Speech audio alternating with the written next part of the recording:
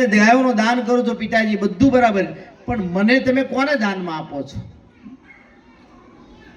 હું તમારો પુત્ર છું. પુત્ર છે ને એ પિતાનું ધન છે. પુત્ર છે એ પિતાનું ધન છે, અને ધન દાનમાં આપવું જોઈએ. તો તમે મને કોને દાનમાં આપો છો? એટલે ઉદ્રાક ઋષિ એકદમ ક્રોધમાં આવીને કહે છે, હું તને યમરાજાને દાનમાં આપું છું. કોને દાનમાં આપું છું? યમરાજાને હું તને દાનમાં આપું. જા. ક્રોધમાં ઋષિ બોલી નાખ્યું. પણ એમ કહેવાય છે નચિકેતા યમ લોકમાં જાય છે. યમરાજાને આંગણે ગયા તો યમરાજા તો ઘેર હતા નહીં, યમરાજા તો બહાર ગયા હતા. પણ નચિકેતાએ 3 દિવસ સુધી યમલોકમાં જઈને યમરાજાની રાહ જોઈ છે.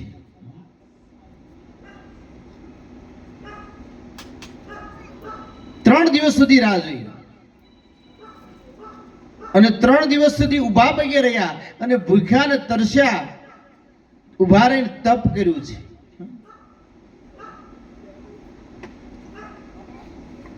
ત્રણ કલાક સુધી ઉભા તપ કર્યું, 3 દિવસ સુધી. અને 3 દિવસે યમરાજા આવ્યા. એટલે યમરાજા પૂછે છે, કેમ આવ્યા છો? તો કે મને મારા પિતાજીએ તમને દાનમાં આપ્યા છે, મારું દાન કર્યું છે. પણ 3 દિવસ સુધી રાહ જોઈ ભૂખ્યા તરસ્યા ઉભા રહ્યા. એટલે યમરાજા એ નચિકેતા ઉપર પ્રસન્ન થયા છે,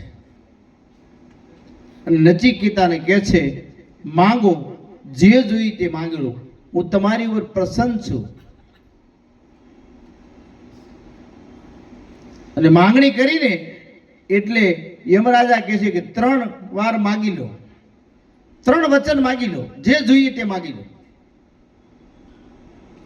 3 વચન માગે છે.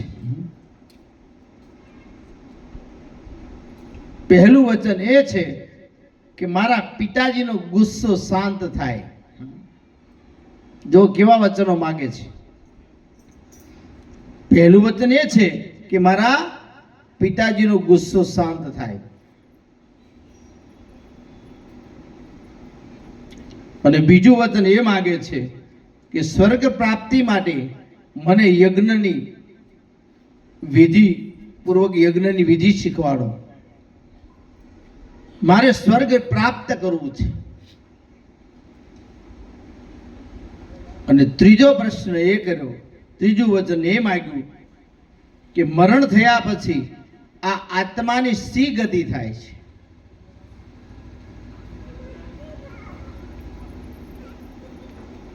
તમારા બધાનું શું કહેવું થાય? મરણ પછી આત્માની શી ગતિ થાય? રામ જાણે. આ તો ગયા એના કોઈ સમાચાર નથી રે, કોઈ કોઈનું નથી રે, કોઈ કોઈનું નથી રે, કોઈ કોઈનું નથી રે. તમે ભજન ગાતા હશો ને?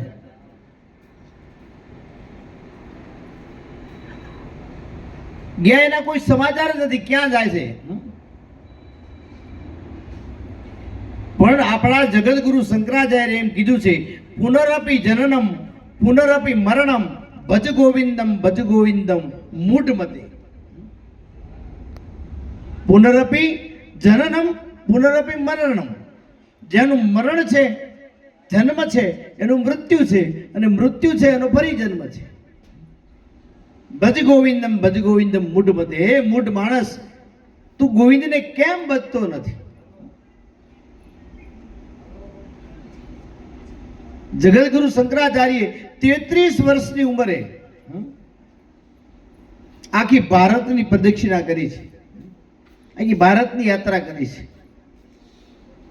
33 વર્ષની ઉંમરે. અને આપણે 80 વર્ષ થયા હોય, કોઈને પૂછો રામેશ્વર ગયા હતા કે ના, અહીંયા નથી ગયો. તો કે કેદાર, તો કે અહીંયા નથી ગયો.